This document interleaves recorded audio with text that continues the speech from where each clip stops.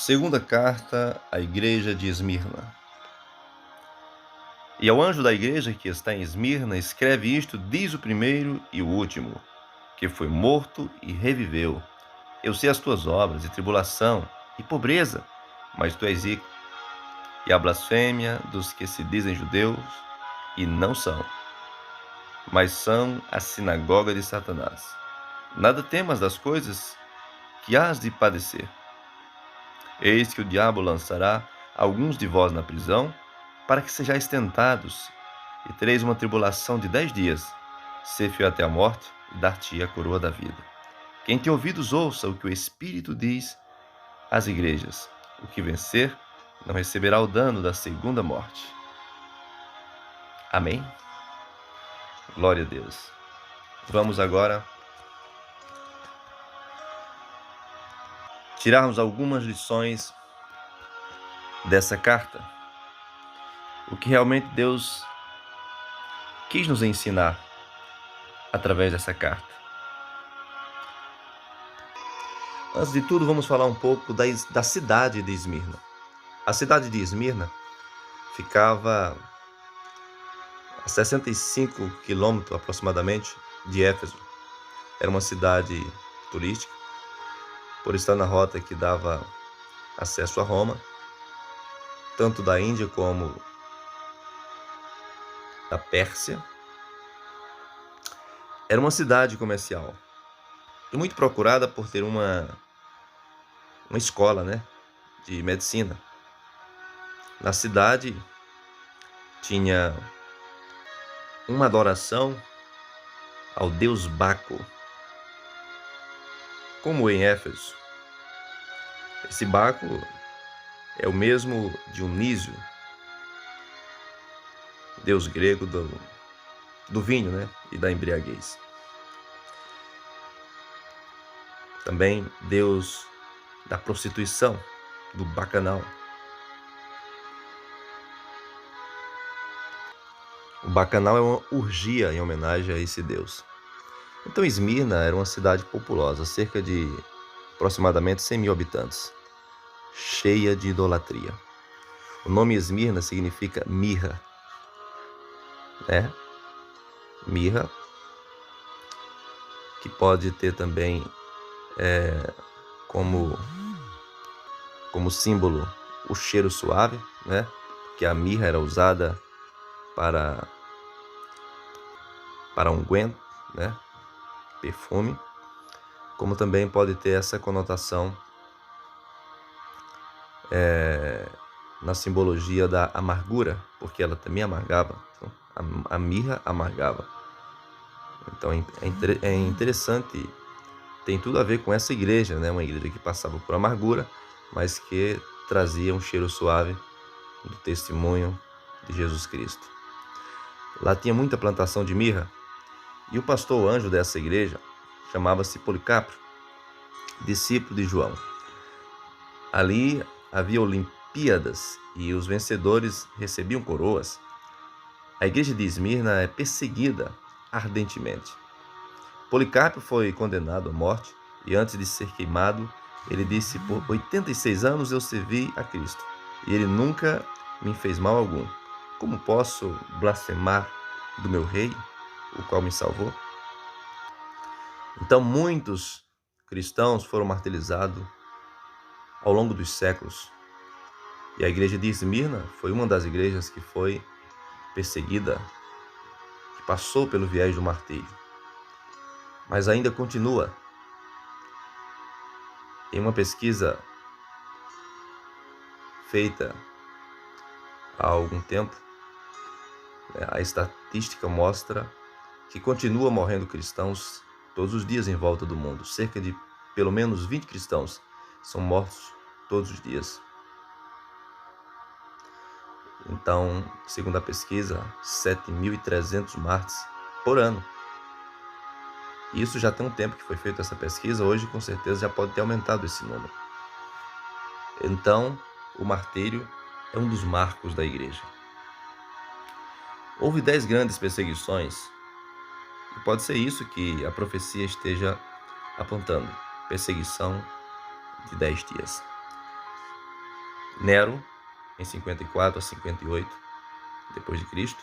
Depois vem Domiciano, 81 a 96, Trajano, de 98 a 117, Marcos Aurélio, de 161 a 180, Sétimo Severo, de 193 a 211, Maximínio, de 235 a 238, Décio, de 249 a 251, Valeriano, de 253 a 260, e Aureliano, de 270 a 275. E por fim, Diocleciano, de 284 a 305. Então, foram aproximadamente quase 4 séculos, né? 3 séculos de ardente perseguição, e no quarto ainda houve perseguição, e a perseguição continua até hoje. Se bem que teve algumas épocas que foram maior número de mártires, como, por exemplo, esses 3 primeiros séculos. Então aí foi considerado realmente o período dos mártires. E você, sofreria por amor a Cristo, por amor do Evangelho? Esmirna, pobre na terra, mas rica nos céus. Então, começando a exortação. E ao anjo da igreja que está em Esmirna, escreve isto, o primeiro e o último, que foi morto e reviveu. Então começa, apresentando o atributo de Deus, o atributo de Jesus, que é a sua infinitude. O último e o primeiro e o último. Então Jesus, ele é infinito. Jesus, tudo está sob o seu controle. Aqui não só mostra a sua infinitude, mas também a sua soberania. Se ele é o primeiro e o último, então a primeira e a última palavra é a dele. Ele começa e ele termina. Tudo aponta para ele. Dele, por ele e para ele são todas as coisas. Glória, pois, a ele eternamente. Ele foi morto e reviveu. Então aqui mostra a vitória de Jesus sobre a morte.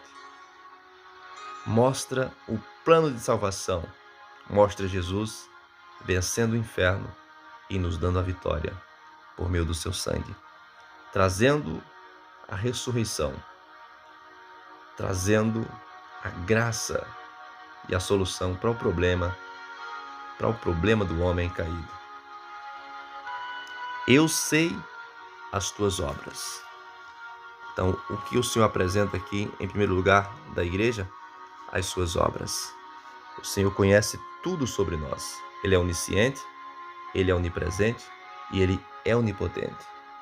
Ele sabe tudo que nós pensamos, que nós praticamos, tudo que nós falamos. Ele está no meio dos castiçais. Ele está supervisionando a igreja e observando cada passo. Então ele está nos observando, conhece as nossas obras e sabe tudo que nós fazemos. Depois, qual é a segunda palavra que ele usa para a igreja? Tribulação. Está vendo? Eu sei as tuas obras e tribulação. A igreja era uma igreja perseguida. Quando fala de tribulação, está ligado à perseguição. Hoje, a maioria dos cristãos querem fama, sucesso, status e não querem perseguição.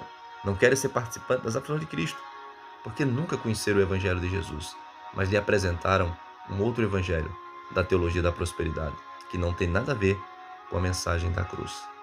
Então a igreja de Esmirna, que é o símbolo da igreja pura, da igreja perfeita, da igreja sem mácula, da verdadeira noiva do Cordeiro, como também a igreja de Filadélfia.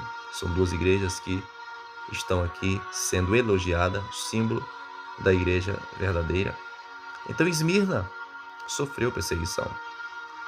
Era uma igreja perseguida. E em terceiro lugar, aqui nós encontramos outra palavra. Ele diz: conheço a tua tribulação e pobreza. Era uma igreja pobre. Era uma igreja humilde. E por que Esmirna era uma igreja humilde? Porque naquela época existiam os grêmios para se fazer associações. Ali era feito aquelas associações cooperativas, não sei, um grupo de pessoas que estavam ali sendo dirigida por alguma autoridade que facilitava a maneira de comerciar e ser conhecido, né?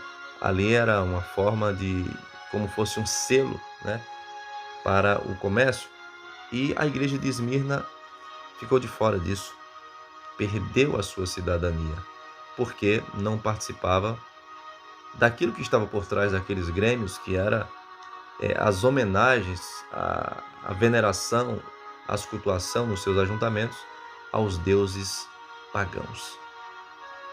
Hoje muitas pessoas se unem para seus benefícios com os deuses pagãos. Por exemplo, no Natal, todo mundo abraça essa data, mesmo sabendo que veio do paganismo, mesmo sabendo que é uma homenagem a Tammuz e a Nimrod, esses deuses profanos que se rebelaram contra Deus, né? Homens que se rebelaram contra Deus e se fizeram deuses. Mas as pessoas se unem por causa do comércio, né? E muitas outras coisas as pessoas usam como marketing para obter sucesso e dinheiro, né? E se for feito uma associação aonde esteja deuses por trás sendo homenageado, as pessoas abraçam, porque não querem empobrecer. Mas a igreja de Esmirna era uma igreja perseguida, tribulada, mas era uma igreja abençoada espiritualmente por Deus. E veja só o que ele fala: tribulação e pobreza, mas tu és rico.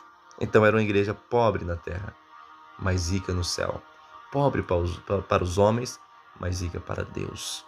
Então essa é a riqueza que Jesus veio trazer para nós, e está lá em Efésios capítulo 2, né? A riqueza verdadeira e a riqueza da sua graça, né? Desde o primeiro verso, no primeiro capítulo de Efésios também está escrito sobre essa riqueza, né? Que é as riquezas espirituais. Então veja que coisa interessante. Fala da sua pobreza e depois e a blasfêmia dos que dizem judeus e não são, mas são a sinagoga de Satanás, né? Depois nós encontramos aqui dizendo que era uma igreja blasfemada, ou seja, ultrajada, difamada. Era uma igreja reprovada pelos homens, censurada. Por quê que eles censuravam a sua fé?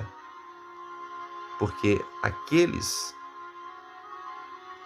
que eram falsos judeus, né, como muitos falsos cristãos existem hoje, apresentava um outro evangelho que o mundo abraçava, mas desprezavam os ensinos genuínos que a igreja de Esmirna mantinha, como sendo uma igreja conservadora, como sendo uma igreja que mantinha os princípios e os valores. Depois o Senhor alerta a igreja e orienta acerca das perseguições que ainda viriam, piores ainda. Nada temas das coisas que há de padecer. Eis que o diabo lançará alguns de vós na prisão, para que sejais tentado e tereis a tribulação de 10 dias. Então veja que a promessa do Senhor aqui para essa igreja era uma promessa de que ela haveria de ser mais perseguida ainda, mas queriam ser vitoriosos no final. Hoje a maioria dos profetas tentam alegrar as pessoas com falsas profecias, sempre prometendo vitória aqui, nesse plano terreno, coisas materiais e prosperidade. não tem coragem de falar aquilo que a palavra falou para nós, que nós seríamos perseguidos, mas que no final seríamos felizes. Que a nossa vitória não depende das coisas materiais aqui, mas sim da presença de Deus, do seu Espírito, da sua graça sobre nós, da sua unção. E veja, ele diz que eles passariam por uma grande perseguição, mas o Senhor diz: não temas, porque o Senhor é conosco, não devemos temer. E ele diz que passariam por uma tribulação, mas o Senhor diz: ser fiel até a morte. Então, mais uma outra característica dessa igreja, né? Essa igreja, ela era uma igreja fiel. Nós encontramos aqui: fiel, obediente, sejas assim, continue assim. O Senhor está dizendo para ela: seja assim até a morte, e eu darei para vocês a coroa da vida. Tá vendo? Ser fiel até a morte, dar-te-ei a coroa da vida. Era uma igreja tentada, mas era uma igreja convertida. Era uma igreja avivada. Era ativa, genuína, salva. E ele finda dizendo: quem tem ouvidos ouça o que o Espírito diz às igrejas.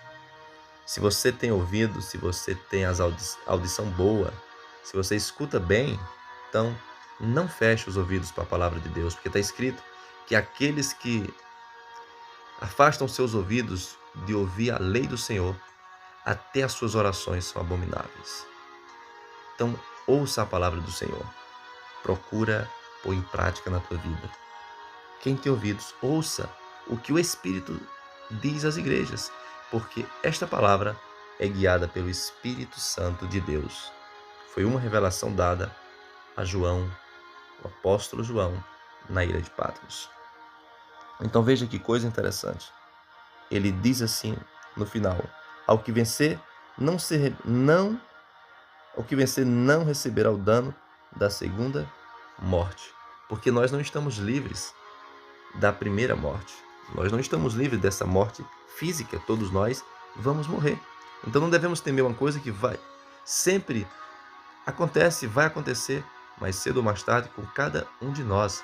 Não devemos temer aos que matam a carne e nada mais podeis fazer, mas devemos temer aquele que, além de matar a carne, pode lançar a alma no inferno. Jesus, ele nos ensina que nós não sofreremos o dano da segunda morte, que é a morte eterna. Nós não seremos lançados no lago de fogo. A segunda morte é o lago de fogo. Nós não seremos lançados no lago de fogo. Por quê? Porque Cristo Jesus é o nosso mediador. E se todos os dias nos reconciliarmos com Ele e lançarmos a nossa esperança na cruz de Cristo, sendo fiel até a morte, com certeza receberemos a coroa da vida. Sede fiel até a morte, dar-te-ei a coroa da vida. Se você gostou desse conteúdo, compartilha com os teus amigos. Que Deus vos abençoe.